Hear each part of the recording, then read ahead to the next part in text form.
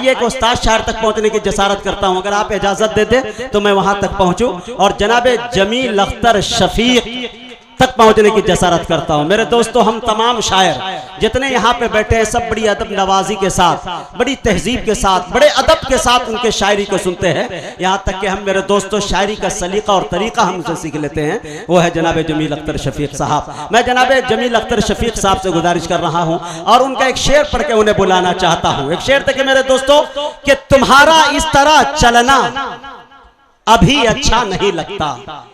शेर सच्चा हो, अच्छा हो तो जोरदार तालियां मारिएगा, और मेरे शेर पर वही शख्स ताली मारेगा जो मर्द होगा। जो खामोश हो, जिनकी ताली ना निकले, समझ जाइएगा आप लोग कितने से हैं। आप समझ जाएंगे ये फुलवरिया है, ये इलाका मेरा बड़ा समझदार है, तो आप लोग बताइएगा। तुम्हारा इस तरह चलना अभी अच्छा नहीं लगता, अरे बुलंदी पे अकड़ते हो यही अच्छा नहीं लगता। अब थोड़ा सा और माशाल्लाह, ये गड़गड़ाहट, अरे ऐसी ताली लगाएंगे तो कलेजा नहीं कलेजी निकाल के रख दूंगा, फेफड़ा हियाला गुर्दा सब रख दूंगा निकाल के। शेर देखे हजरात, तुम्हारा इस तरह चलना अभी अच्छा नहीं लगता, अरे बुलंदी पे अकड़ते हो यही अच्छा नहीं लगता। हमारी गुजारी उम्र सारी माने एक टूटी चटाई पर, मुझे मखमल का ये बिस्तर कभी अच्छा नहीं लगता।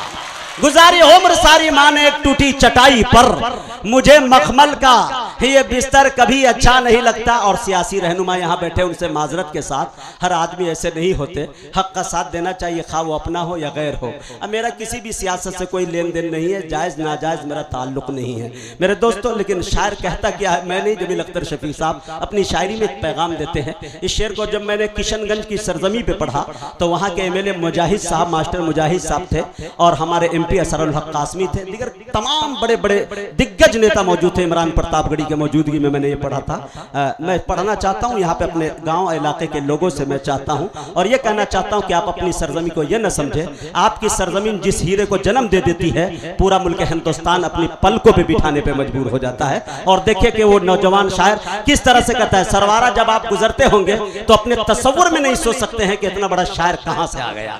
देखिए मेरे दोस्तों, तुम्हारा इस तरह चलना कभी अच्छा नहीं लगता, बुलंदी पे अकड़ते हो यही अच्छा नहीं लगता। उस गुजारी उम्र सारी माने एक टूटी चटाई पर, मुझे मखमल का यह बिस्तर कभी अच्छा नहीं लगता।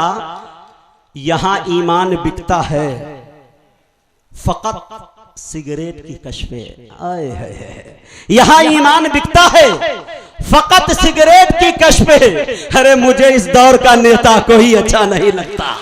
यहाँ ईमान बिकता है फकत सिगरेट की कशबे, मुझे इस दौर का नेता कभी अच्छा नहीं लगता। आइए थोड़ा एक रंगीन शेर इसमें होता है। जमील साहब से चूंकि उम्र इनकी है, कभी बहकते भी हैं कभी संभलते भी हैं, तो शेर कभी खतरनाक भी होता है कभी अच्छा भी होता है। और देखे मेरे दोस्तों, तुम्हारा इस तरह चलना अभी अच्छा नहीं लगता, बुलंदी पे अकड़ते हो यही अच्छा नहीं लगता। हमारे साथ रहना है तो बासी खा के गुजरेगी, कहीं तुम ये नहीं कहना अजी अच्छा नहीं लगता। हमारे साथ रहना है तो बासी खा के गुजरेगी, कहीं तुम ये नहीं कहना अजी अजी अच्छा नहीं लगता। जमील साहब, आपके शेर को पूरे हिंदुस्तान में चाहे जितने शायर पढ़े हो, शायद इतनी अच्छी अदाकारी के साथ, मुजाहिद से अच्छी अदाकारी के साथ कोई नहीं पढ़ सकता है। कमाल अगर आपके शेर के लिखने का है तो मुजाहिद के हबीबी के अंदाज पे भी आपको दाद देना होगा कि अंदाज़े हबीबी का क्या कहना है। मेरे दोस्तों, मेरी आदत रही है कि किसी का अगर शेर हो, किसी का कलाम हो, तो मैं बरसरे माइक, बरसरे जब मजमा होता हूँ तो मैं कह दिया करता हूँ कि ये शेर फलां का है। और अल्हम्दुलिल्लाह यही कह के मैंने पूरे हिंदुस्तान के अंदर मैंने अपनी निजामत का, अपने शायरी का, अपने अंदाज का, अल्हम्दुलिल्लाह मैं दावा तो नहीं करता, मेरे बड़े कहते हैं कि मैंने लोहा मनवाया है आपसे। आइए मेरे दोस्तों, मैं जनाब जमील अख्तर शफीक साहब से निहायत ही अदब एहतराम के साथ गुजारिश कर रहा हूं और आप हजरात से गुजारिश कर रहा हूं कि जोरदार तालियों से इस्तकबाल करें अपने धरती के इस अजीम सपूत का। अस्सलाम वालेकुम रहमतुल्लाहि व बरकातहू।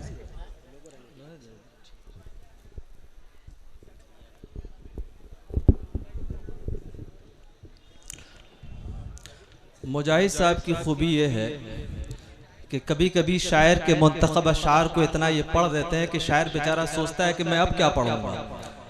तो आइए तहत लफ्ज़ कुछ शेर पेश करता हूँ, उसके बाद तरन्नुम में कुछ मिनटों के लिए मैं हूँ जहमत देने के लिए, फिर उसके बाद अपनी जगह लेता हूँ। शेर मुलाहिजा फरमाइए तमाम शुरा की शिरकत। गांव के लोग हैं, बड़ी आसानी से समझ जाएंगे। मैंने कोशिश की अपनी 15 साल जिंदगी में कि शायरी में आसान लबो लहजे का इस्तेमाल किया जाए, तो कहता हूं कि वो अपने गांव की रस्में निभा के सोते हैं, वो अपने गांव की रस्में निभा के सोते हैं, गरीब लोग चटाई बिछा के सोते हैं। क्या बात है। वो अपने गांव की रस्में निभा के सोते हैं, गरीब लोग चटाई बिछा के सोते हैं, उन्हें कबूल नहीं है हराम का बिस्तर, वो अपने हाथ को तकिया बना के सोते हैं। वाह जमीर साहब जिंदाबाद। उन्हें कबूल नहीं है हराम का बिस्तर, वो अपने हाथ को तकिया बना के सोते हैं। सुनिए कि हसद की आग है दिल में, मोहब्बत मुंह जबानी है। अरे वाह। हसद की आग है दिल में, मोहब्बत मुंह जबानी है, बुजुर्गों ने कहा है ये मुनाफिक की निशानी है। क्या बात है। हसद की आग है दिल में, मोहब्बत मुंह जबानी है, बुजुर्गों ने कहा है ये मुनाफिक की निशानी है। अकेला तू मुखालिफ है तो कुछ भी गम नहीं मुझको, मुझे बदनाम करने की तेरी साजिश पुरानी है। वाह भाई वाह।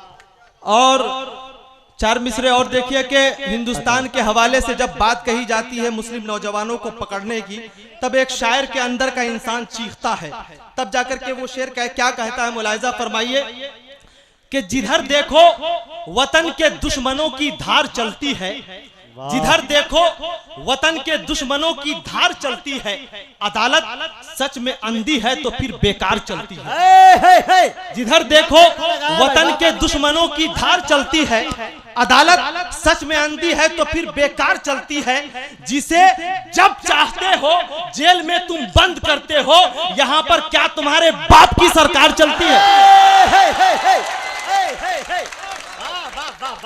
ये है जमील अख्तर शफीक, तेवरे जमील देखे भाई। जिधर देखो वतन के दुश्मनों की धार चलती है, अदालत सच में अंधी है तो फिर बेकार चलती है, जिसे जब चाहते हो जेल में तुम बंद करते हो, यहाँ पर क्या तुम्हारे बाप की सरकार चलती है। और 4 मिसरे कहता हूं, मुलाहिजा फरमाइए कि आंख उठाकर हमको देखे किसकी ये औकात है। वाह। आंख उठाकर हमको देखे किसकी ये औकात है, जुल्म से लड़ने का जिस दम हौसला आ जाएगा।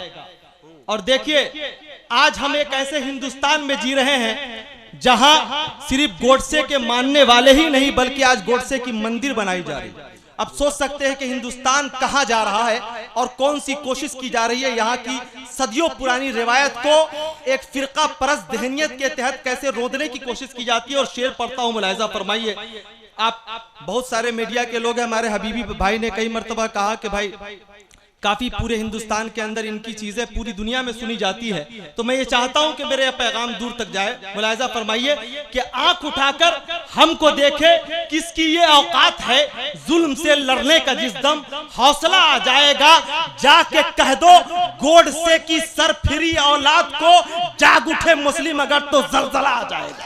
वाह वाह वाह वाह। अरे जाग उठे मुस्लिम तो फिर जलजला, जाग उठे मुस्लिम अगर तो जलजला आ जाएगा। और हिंदुस्तान का मुसलमान हिंदुस्तान से कितनी मोहब्बत करता है, इसका परिणाम और इसकी सर्टिफिकेट आरएसएस से लेने की जरूरत नहीं है। मैं 4 मिसरे पढ़ता हूं, तरन्नुम से पढ़ता हूं, मुलाहिजा फरमाइए। हम मुसलमान हैं, ईमान न जाने देंगे। दूर तक हमें दुआएं मिले ताकि महसूस हो कि अपनी मिट्टी अपनी सरजमीन की लोगों की आप कितनी मोहब्बत करना जानते हैं। मैं जानता हूं कि थोड़ी सी बदनज़मी है, लेकिन मैं समझता हूं कि शायरी में इतनी कुव्वत है कि ठंड में पड़ी जाए तो गर्मी पैदा हो जाए और गर्मी में पड़ी जाए तो ठंडी का एहसास होने लगे। ताली एक मर्तबा बचाइए ताकि मैं वो शेर सुनाऊं आपको। हम मुसलमान हैं, ईमान न जाने देंगे। हम मुसलमान हैं, ईमान न जाने देंगे। जैसी भारत की है पहचान न जाने देंगे। जैसी भारत की है पहचान न जाने देंगे। क्या बात है। इतनी इज्जत है तिरंगे की हमारे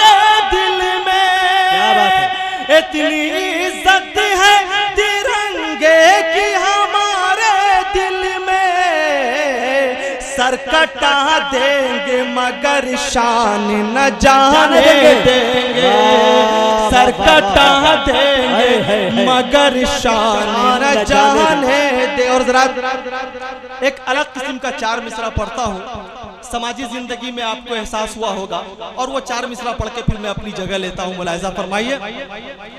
ज़मीरो ज़र्फ से बेकार लड़ नहीं सकता, ज़मीरो ज़र्फ से बेकार लड़ नहीं सकता, मैं चांद छोड़ के जुगनू पकड़ नहीं सकता, मैं चांद छोड़ के जुगनू पकड़ नहीं सकता। माँ से मोहब्बत करने वाले कितने लोग हैं? अगर ये 4 मिसरा अगर आप मचल नहीं पाए तो मैं समझता हूँ कि मोहब्बत में आपके कमी बाकी रह गई। एक इमोशनल, एक जज्बाती मोहब्बत, एक खास कैफियत को शेरी जामा पहनाने की कोशिश की गई है। मुलाहिजा फरमाइए। ज़मीरो ज़र्फ से बेकार लड़ नहीं सकता, मैं चांद छोड़ के जुगनू पकड़ नहीं सकता, तुझे तलाक भी दे दूं तो गम नहीं मुझको, तुझे तलाक भी दे दूं तो गम नहीं मुझको, मैं तेरे वास्ते माँ से झगड़ नहीं सकता, मैं तेरे वास्ते माँ से झगड़ नहीं सकता, मैं ज़मीरो ज़र्फ से बेकार लड़ नहीं सकता, मैं चांद छोड़ के जुगनू पकड़ नहीं सकता, तुझे तलाक भी दे दूं तो गम नहीं मुझको, मैं तेरे वास्ते माँ से झगड़ नहीं सकता। शुक्रिया। अस्सलाम वालेकुम।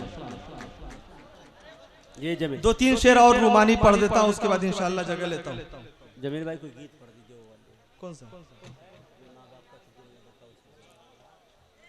मेरे महबूब तेरे मोहनी सूरत की कसम, मैंने धड़कन की हवेली में बसाया। एक नज्म की फरमाइश है, 2-3 शेर मुलाहिजा फरमाइए, फिर उसके बाद।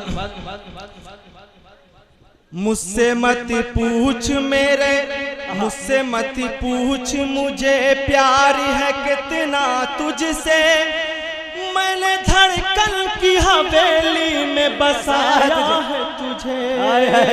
सुने भाई, शायर हज़रात से तवज्जो चाहता हूँ भाई। वाह। मुझसे मत पूछ मुझे प्यार है कितना तुझसे, मैंने धड़कन की हवेली में बसाया है तुझे, मैंने सोचा था तेरे साथ संभल जाऊंगा, वक्त के साथ बहुत तेज बदल जाऊंगा, फिर थका हारा कदम लेके जिधर जाऊंगा, हर तरफ प्यारा तेरा चेहरा नजर आएगा, कितना नाजुक है मेरा दिल ये बताया है तुझे, मैंने धड़कन की हवेली में बसाया है तुझे, मैंने धड़कन की हवेली में बसाया है तुझे। और ये शेर मुलाहिजा फरमाइए। वक्त के साथ मेरा कैसे निभाया तूने, सारा इल्जाम मेरे सर पे लगाया तूने, मैं हूँ मुजरिम तो कोई ऐसी सजा दे मुझको, सारी दुनिया की निगाहों से गिरा दे मुझको, मैं हूँ मुजरिम तो कोई ऐसी सजा दे मुझको, सारी दुनिया की निगाहों से गिरा दे मुझको, गर्चे हर हाल में पलकों पे बैठाया है तुझे, मैंने धड़कन की हवेली में बसाया है तुझे, मैंने धड़कन की हवेली में बसाया है तुझे, मुझसे मत पूछ मुझे प्यार है कितना तुझसे, मैंने धड़कन की हवेली में बसाया है तुझे। शुक्रिया। अस्सलाम वालेकुम।